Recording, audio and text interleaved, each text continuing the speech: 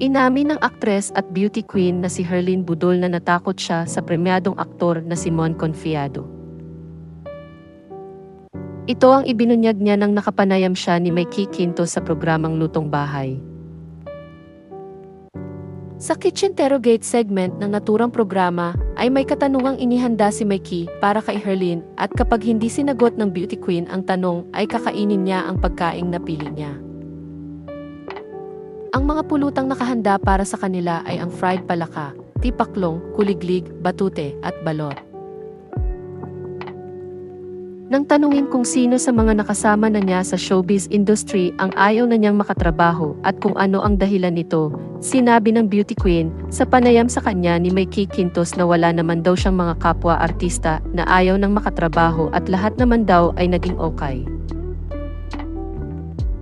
Pero ayon sa aktres, si Mon ang aktor na kinatakutan niya sa isang eksena dahil sa impresyon niya ritong nakakatakot.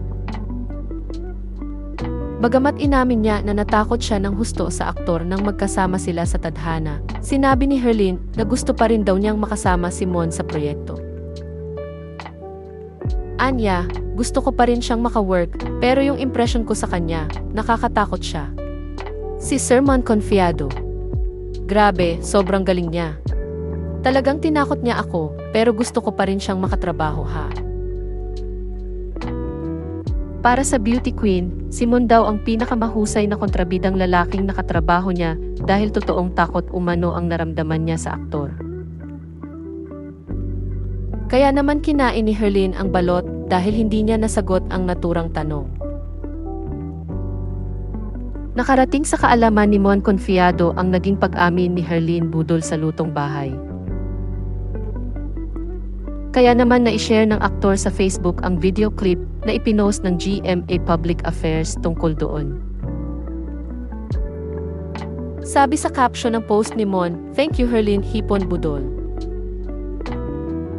Sa comment section ng kanyang post ay nagpasalamat din si Herlyn at pinuri ang aktor sa galing nito. Tugon naman ni Mon, looking forward daw siyang makatrabaho muli si Herlyn at pinuri din niya ang aktres. Samantala, isa si Mon sa cast members ng pelikulang Espantajo na isa sa official entries sa Metro Manila Film Festival 2024.